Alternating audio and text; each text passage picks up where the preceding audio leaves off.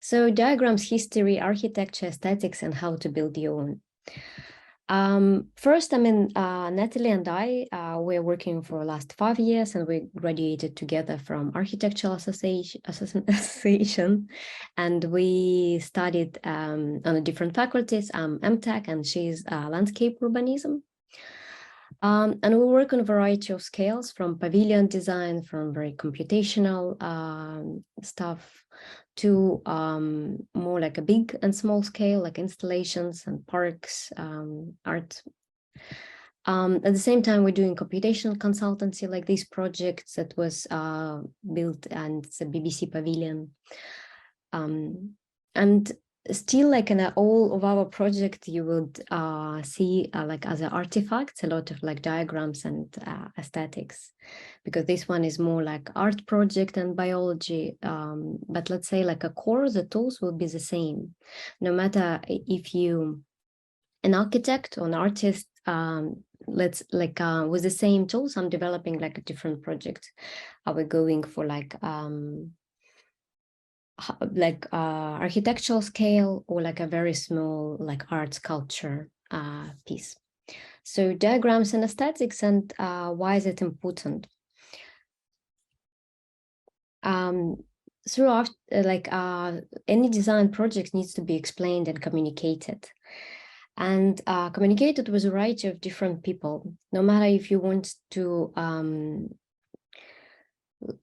talk to your colleague and explain your idea, and let's say like that somebody will buy it and go further with you on it, or if it's a client, or if it's a member of your team. But it's also like we will talk a bit later about aesthetics, but it will be very different languages of communication. And of course, like there's also widely used by us for like grants applications, for of course portfolio like applications and presentations. So you, let's say you have one set of skills that you spin in all like directions, wherever is like your reason, or what do you try to achieve, and what's your particular practice. But as I said before, it would be the same for architects or artists, because the same skills. So let's say like we're putting together like a grant or like a competition. It will be one set of drawings and one set of kind of elements that's like more or less repeating, but they would be also very different, depends on the gender.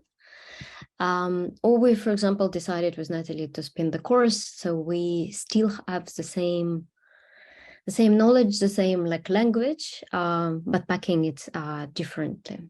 So in one case, you are also exploring it. For example, when I'm thinking, I just draw diagrams, and I draw it sometimes by hand, but sometimes I draw immediately sets an illustrator. It's become a way of thinking, because I do believe that like if you can't draw something clearly, you can't explain it, so something wrong with your idea. So I always go through like a visuals in parallel. It's not, I'm not taking, for example, already a written concept and start drawing. Of course, it could be the case, but most of the time it goes in parallel. Writing key points, and then at the same time, like I'm going with sets kind of diagrams. Also building up, like let's say, like a clear logic for every step. So I would say like diagrams are very powerful tools. It's like if you don't know yet how to make it, because you're on a conceptual stage, it still helps you to explore, and then like step by step, going in more the details, you will understand how to make it. And this is from one of the projects that we did with a London-based startup, Hub. And I mean, their story is about circus design and modular architecture. But in one case, it's like a modular architecture. On the other case, it's communicated to investors. But one of the main things, for example, here, it was going into different sites and kind of applying the same logic. First, we designed the logic, how modules are being assembled, how is like all open doors activities will work. But then we did like both It was actually much more like we had like, I don't know, 6 different sites. And of course, we don't have like time for do renderings for all of them, but we use this diagrammatic language. And also, let's say, startups language, like kind of more joyful colors and fun to bring this experience also like that investors will get interested in it. And also like during the design process, drawing produced, described, analyzed, and generated. So as I said, it's like a gradual like element.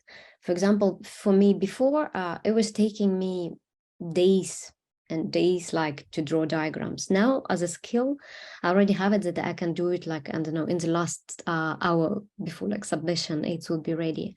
But of course, practicing this tool, but also like also rebuilding their way of thinking. That it's also like you analyze through it, you generate more options, because without this you see just one option, and then you through diagrams you explore like more and more options.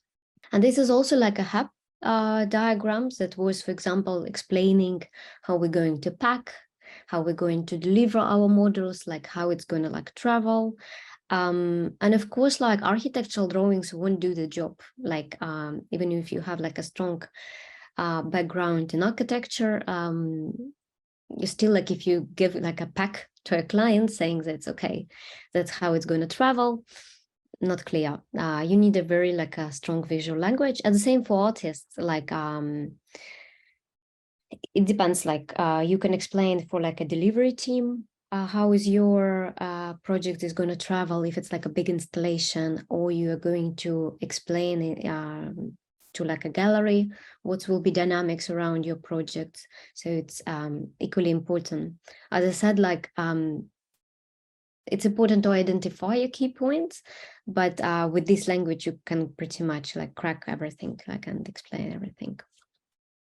And I like this kind of assumption about the loser, that generous diagrams, it's of unseen flows, because there is so much happening in the project and what you are thinking about. And it's a huge mistake when you think that's like, it's clear for everybody, because what's happening in your brain, it's in your brain. Even I'm practicing drawing diagrams for like forever, and I absolutely love it. It still amazes me that it's like everything should be drawn, even it's like a very small, and it's always looks for me very clear, it's unclear for somebody else. Before I thought that everything is clear, but currently like I'm still, let's say, like I'm getting surprised, but already much more that's like everything should be in this set explaining the stuff.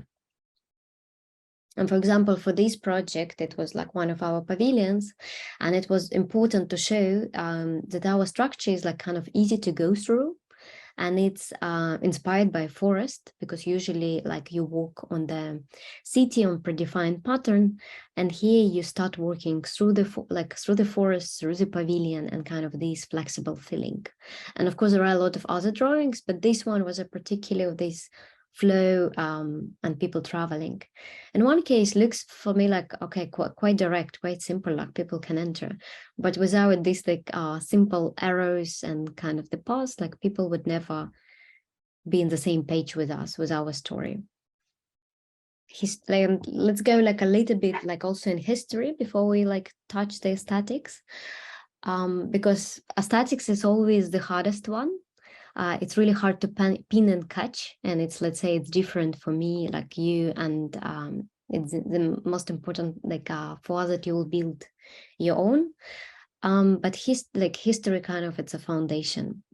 We're not going kind of history that's like, okay, drawings and diagrams were here forever, because like of course like we can go, I don't know, thousands and thousand years ago. It's like people were drawing on the walls and like everything, but more in a kind of interesting cases of radical thinking, because like groups like Archigram created the most amazing set of like drawings, visions. That's let's say each of them is an art piece for me.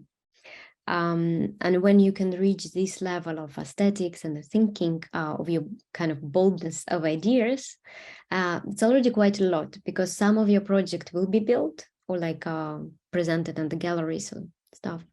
But some of them won't.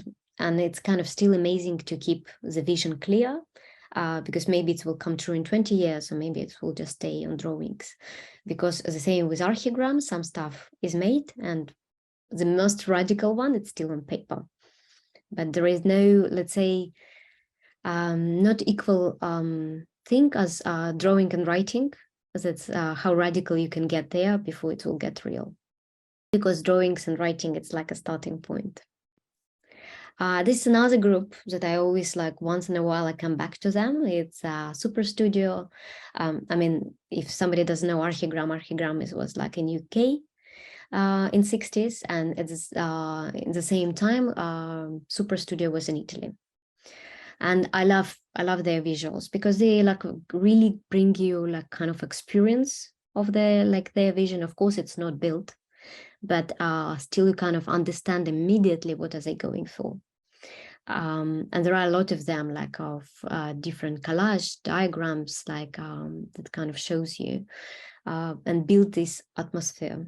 Zaha Hadid is like a great example, and I personally like her drawings, maybe even more than architecture, because the vision is very strong in drawings. And of course, she, like, it's a famous fact that she was so inspired by Russians, like by Malevich and Kandinsky, and she was developing her architectural language or conceptual language, or inspired by like established artists.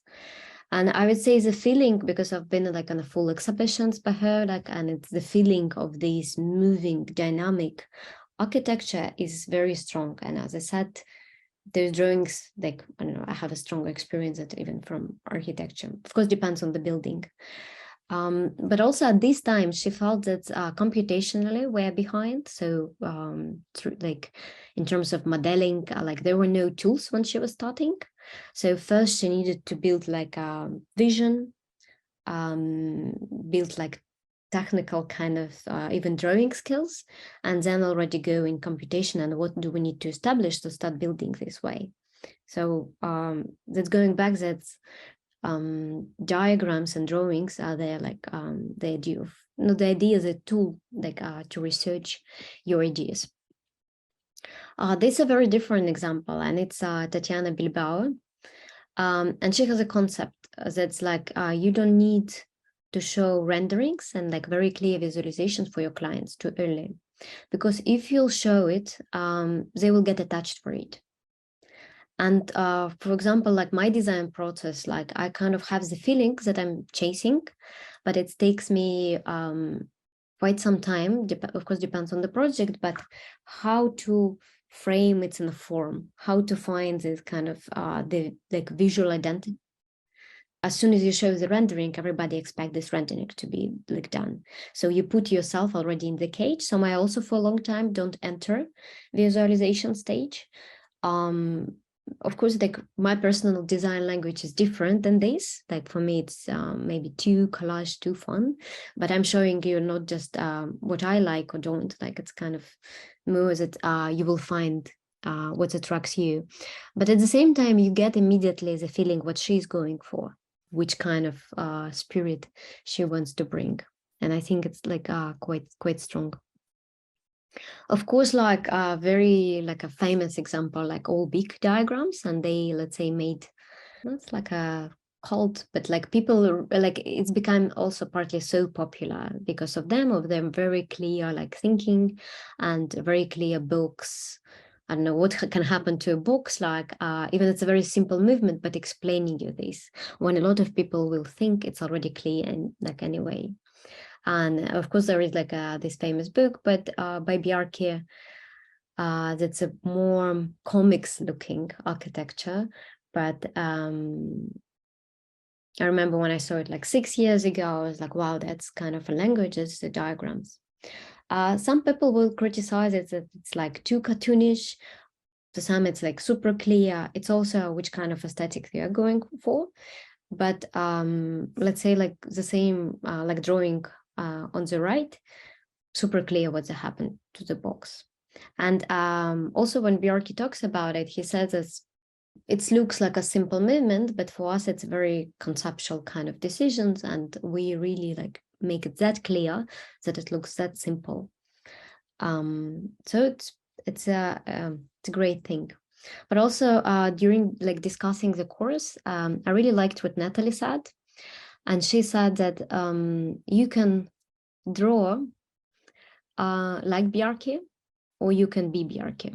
So there is nothing like the same with like finding your identity, and kind of really let's say it doesn't come like immediately, but at the same time, as more you draw, as more crystallized it and more unique it will get, because anyway you won't go away from yourself, so it will be always personal, even if it's very simple drawings.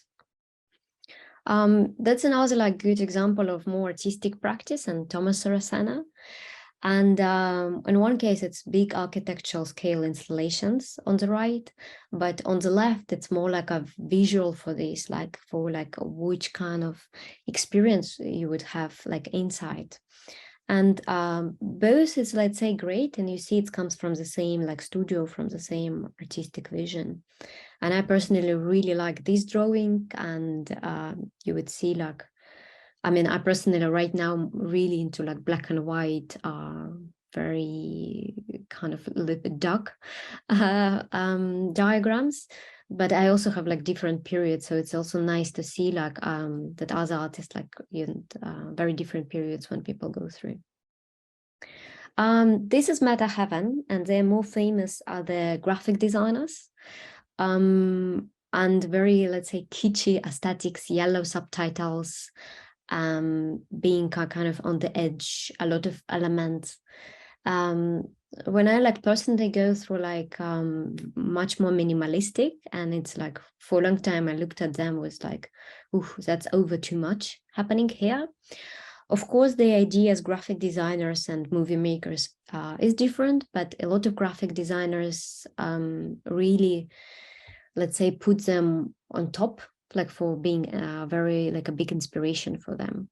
So it also depends, maybe you're doing like this kind of aesthetics project and you combine those like, I don't know, bright subtitles, like overlaying stuff, technique. Because it also would be very different for every project. For every project, you kind of want a different, still your style, but different identity in your idea. This is another like great diagram by Bowden, and he's like a very big like kind of research, but into like a very academic research. But let's say to structure your academic research or even like architectural or art research, it's much better than like, let's say, a box diagram or something. It's an interesting language itself.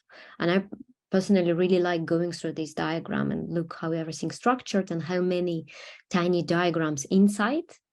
Of course, you don't get like information immediately from it, like because partly what we will be looking how to make the information available for you immediately, like right in front of you. But here it's more like a structure and set by set, because even if you go in every element, it's very detailed diagram by him. It's his language because there are a few others that created in the same way.